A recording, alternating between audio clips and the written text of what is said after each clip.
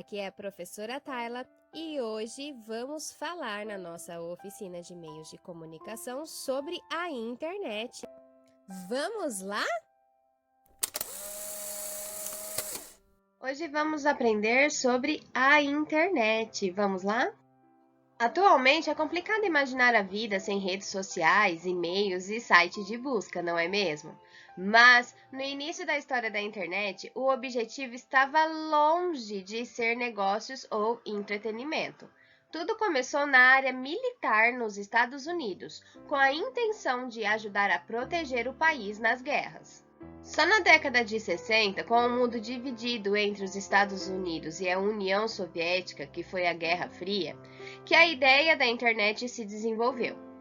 Cientes do poder da comunicação, os Estados Unidos criaram um sistema de descentralização de suas informações no Pentágono, para evitar que possíveis ataques causassem a perda irreparável dos documentos do governo.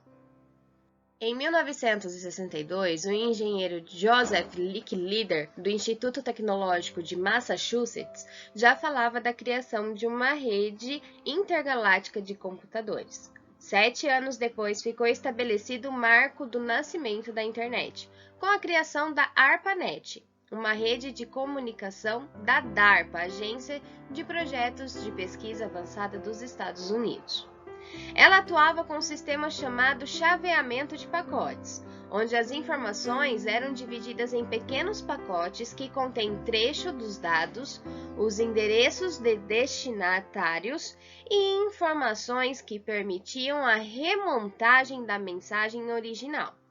Era uma forma de codificação da época para garantir a segurança do país que estava de olho em se proteger dos possíveis ataques soviéticos. Foi o projeto inicial da ARPANET, que interligava computadores locais de uma rede privada, que inspirou a criação de uma rede global que permitisse a conexão simultânea de várias redes. Esse conceito, primeiramente conhecido como Internet Working, é um dos pontos chaves no surgimento da nossa querida conhecida internet. A década de 70 foi fundamental para a mudança de padrão de conexão, que permitiu que os atuais protocolos de internet que a gente utiliza hoje nascessem. A partir dessa década, diversos projetos para desenvolver uma rede em massa que fosse capaz de conectar os computadores em todo o mundo começaram a despertar nas universidades de tecnologia. Surge então a primeira descrição de protocolos TCP, feita no ano de 1973, pelos especialistas Nat Vinton Cerf e Bob Kahn. O uso do termo internet para uma rede TCP/IP global se deu em dezembro de 1974, com a publicação da primeira especificação completa do TCP, assinada por Vinton Cerf, Eugen Dallau e Carl Sunshine, na Universidade de Stanford. Espera um pouco, professora. Mas o que é TCP/IP? O que é TCP? Bom, meus queridos alunos, é um protocolo em que um computador envia solicitações, como, por exemplo, carregar uma página da web, a um outro computador. O TCP é o Protocolo de Controle de Transmissão. Ele é o responsável por quebrar uma mensagem em partes menores, enviando-as pela internet. O computador que recebe esses pacotes de informação utiliza outra ferramenta do TCP, que é o Protocolo de Controle de Transmissão, para reunir todos esses dados na mensagem original. Para que esses pacotes cheguem ao destino certo, utiliza-se o IP, que é o Protocolo de Interconexão, que fornece o endereço certo para a entrega das informações. Nesse processo, os fragmentos da mensagem original podem até tomar algumas rotas diferentes, mas chegarão ao mesmo destino para que a informação esteja completa. Então, é como se o TCP ele pegasse uma mensagem sua, rasgasse em vários pedacinhos pequenininhos para poder enviar isso pela internet. E daí, quando chega lá no IP certo, que é o endereço certo, que aquela mensagem, eu estou mandando aquela mensagem para aquele endereço, o TCP ele reúne de novo todos os pedacinhos, como se colasse todos os pedacinhos da sua mensagem de novo, para que aquela pessoa que você está mandando aquela mensagem receba ela. Olha só que interessante, não é muito legal? Ah, tá, professora, agora eu entendi. Então vamos continuar? A partir de então, bastou só dar mais qualidade aos protocolos e tentar implementar novas tecnologias para fazer com que essas novas redes pudessem suportar a quantidade de acessos que era muito grande e também era crescente a partir daquele momento. No dia 1 de janeiro de 1983, marca a entrada no ar da primeira rede de grande extensão baseada em TCP/IP. Todos os computadores que usavam a tal ARPANET trocaram os antigos sistemas de pacote pela nova tecnologia. 2 anos depois, nasceu a National Science Foundation Network, um conjunto de redes universitárias interconectadas. O protocolo de internet permitia que a transição de dados entre essas redes que estavam conectadas acontecesse. Assim, todas as redes conectadas pelo endereço de IP na internet poderiam navegar pelos arquivos e trocar mensagens. E então, nasceram os backbones, que são os computadores que fazem essas tarefas. Estava então estabelecido um modo de conexão. Mas foi somente em 1988, com a abertura da rede para interesses comerciais, que começou a popularização da internet. Serviços de correios eletrônicos e provedores faziam a conexão à rede pelo antigo método dial-up. Mas, professor, o que é isso? É uma conexão de escada. Como assim uma conexão de escada? Como se você pegasse um telefone fixo e discasse um número de alguém para ligar para ele. Então, a internet fazia essa conexão. É uma conexão de escada, que é uma das primeiras formas de serviço da internet. Esse tipo de conexão se baseia no uso dessas linhas telefônicas tradicionais, né, que é o telefone fixo, linha de telefone fixo, para transportar os pacotes de dados e fornecer aos usuários acesso à web. Então, é como se discasse para um número específico e daí, através dessa conexão de escada, que é essa conexão do telefone fixo, conseguia fazer acesso à web. E o mais engraçado disso tudo é que quem tentasse ligar para o telefone da sua fixo, né, da sua casa naquele momento, ia dar sempre ocupado. Por quê? Porque você estava utilizando o telefone para a internet. Mas o boom que a internet teve foi na década de 90, que só foi possível graças a uma atitude dos Estados Unidos em comercializar a internet em 1989.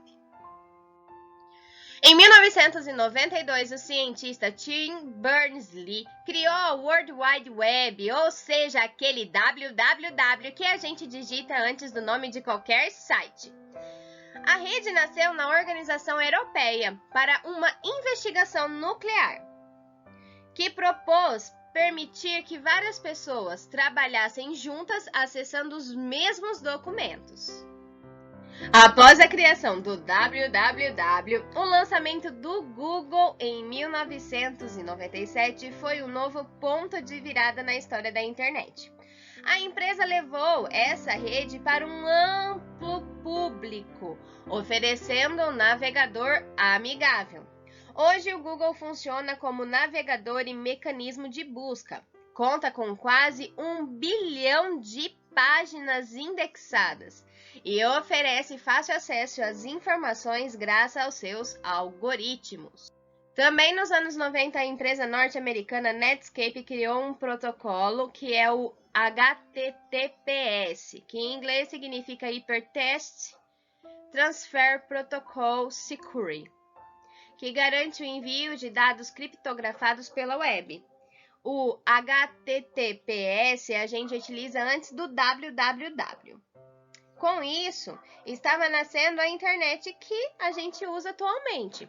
E o interesse mundial, ou seja, de todas as pessoas, de todos os continentes, em torno dessa nova ferramenta, foi enorme, causando um grande avanço na década de 60, que foi quando as pessoas começaram a ter os PCs e também acesso ainda discado à grande rede da internet. A oferta de conteúdo era enorme e aumentava a cada ano.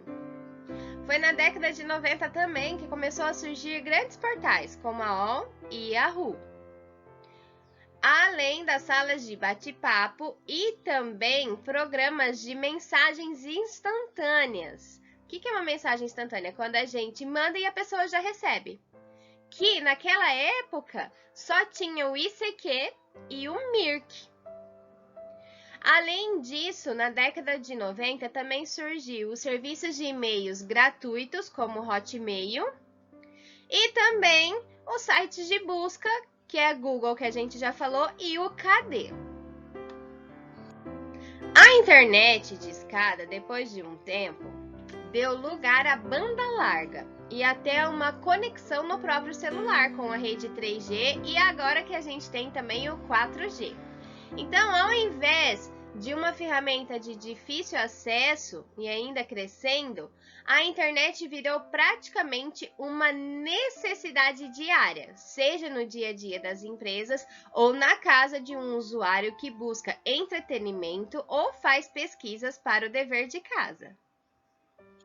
A internet conta com vários mecanismos de busca que catalogam os sites e realizam pesquisas na rede, a partir de uma palavra-chave fornecida pelo usuário. Por exemplo, se a gente digitar lá no Google escola, irá aparecer uma lista de escolas, além de artigos e também mensagens que tenha essa palavra. Bom, de acordo com um critério norte-americano, atualmente os sites são classificados em 6 grandes domínios, que é o que está lá no final do endereço que a gente digita. Então a gente viu que tem o HTTPS, www, o nome do site e no final dele tem esse endereço, que é, por exemplo, .com, que é para sites de comércio e serviços, .edu, que é para sites de educação, .net, que é para sites que realizam operações da internet, .gov, que é para sites do governo, .mil, que é para assuntos militares, e .org, que é para assuntos de organizações mundiais. Os domínios também indicam os países de origem, como por exemplo, se o site é brasileiro, no final do endereço desse site vai ter o .br, que é para indicar que ele foi criado no Brasil. Ainda na década de 90, a chegada das redes sociais elevaram a internet a um novo patamar de usabilidade e interação entre milhões de usuários espalhados pelo globo terrestre.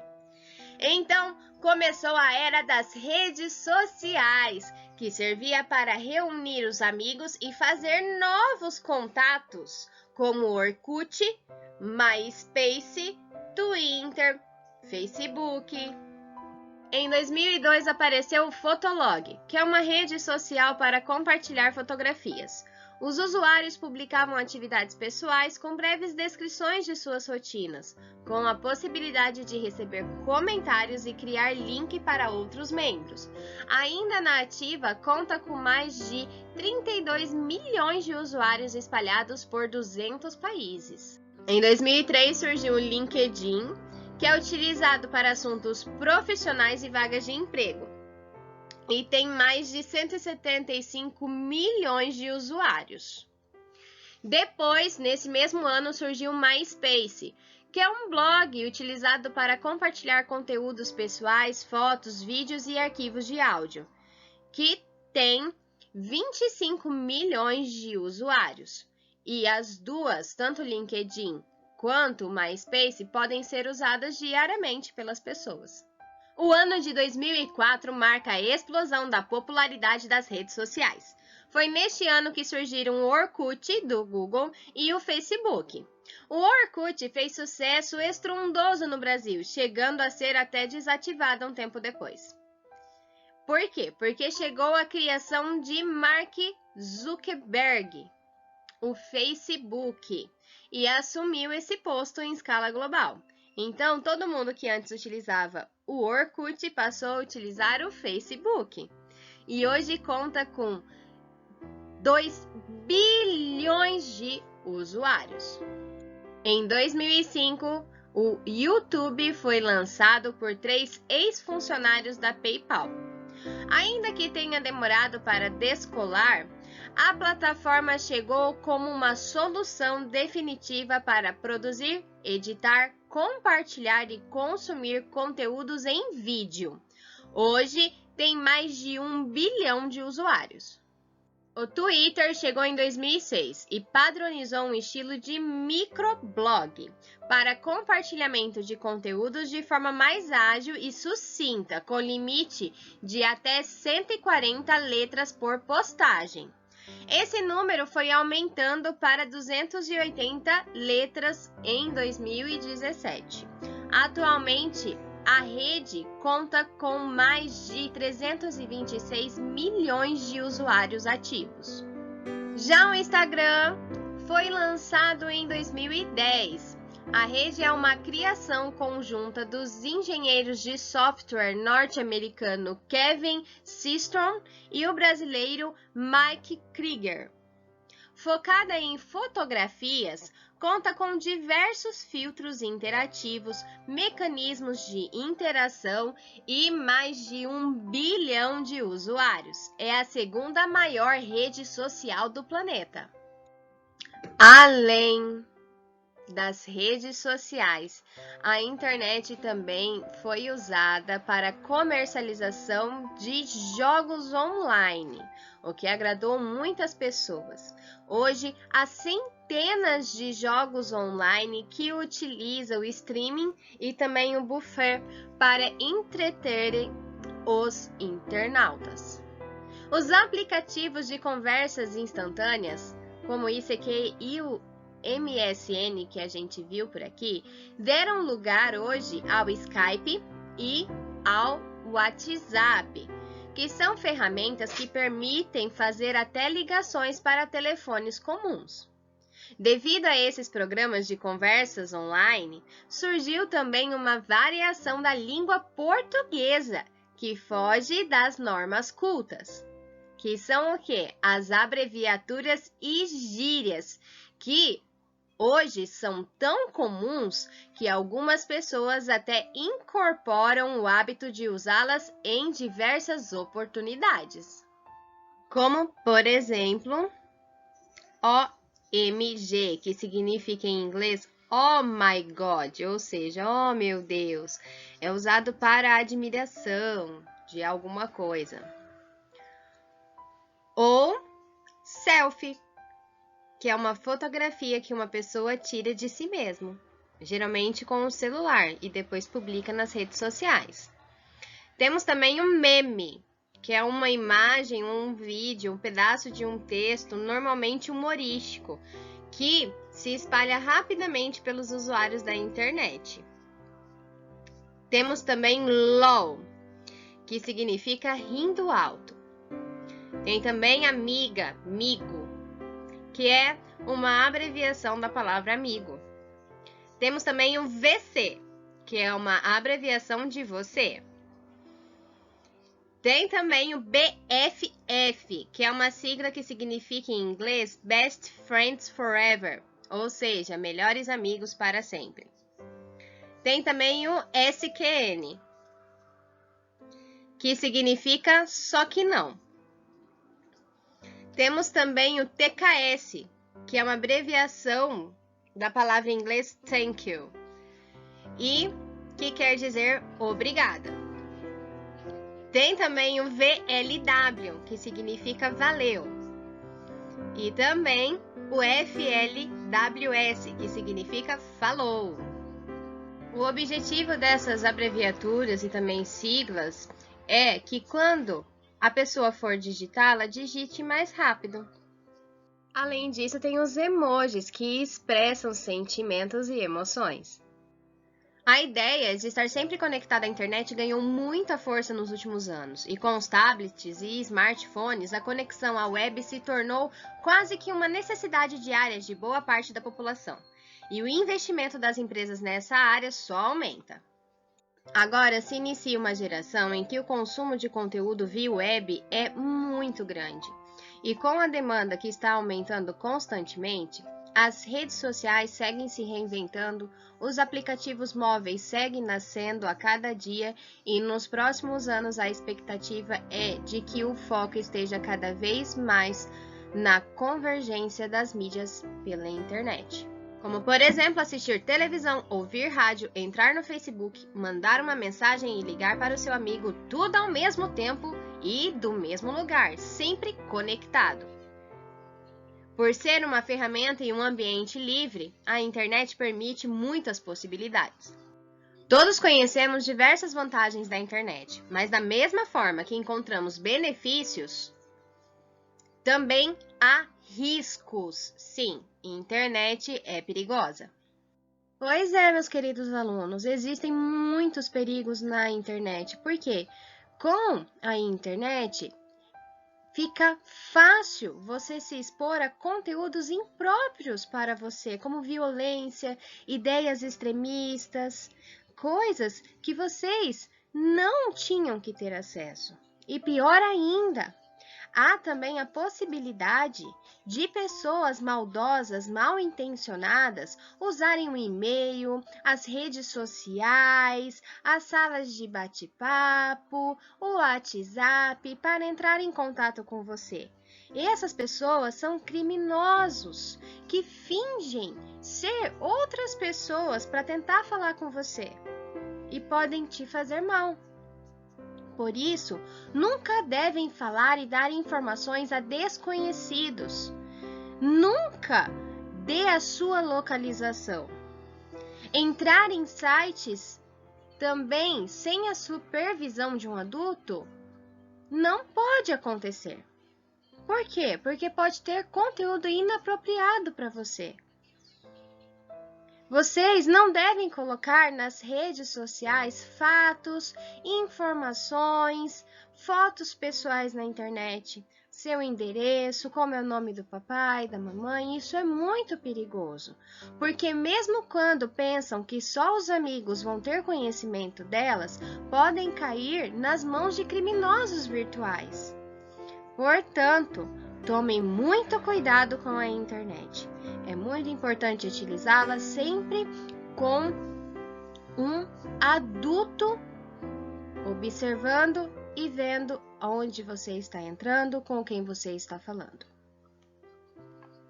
Bom, enfim, meus alunos, hoje a internet está aí e é um mundo de grandes possibilidades, desde que vocês tenham muito cuidado. A internet chegou para se firmar como uma das tecnologias mais usadas diariamente pelas pessoas, ainda mais no nosso estado atual que estamos de quarentena. Qualquer atividade pessoal ou profissional hoje é potencializada e pode ser executada com os recursos e as ferramentas disponibilizadas pela internet. Em cerca de 50 anos, vimos que a transformação trazida por essa tecnologia revolucionou a forma como as pessoas se comunicam, buscam conhecimento, estudam, trabalham e interagem entre si. As distâncias e as barreiras dos fusos horários foram quebradas pela internet. Hoje conseguimos mandar mensagens instantâneas para qualquer lugar do mundo, de maneira rápida e fácil. Não há dúvida de que o futuro ainda reserva mais novidades a acrescentar na nossa conhecida internet. E você? Como você utiliza a internet? Para o que você utiliza a internet? Vamos conversar agora no grupo? Então, tchau e até a próxima aula!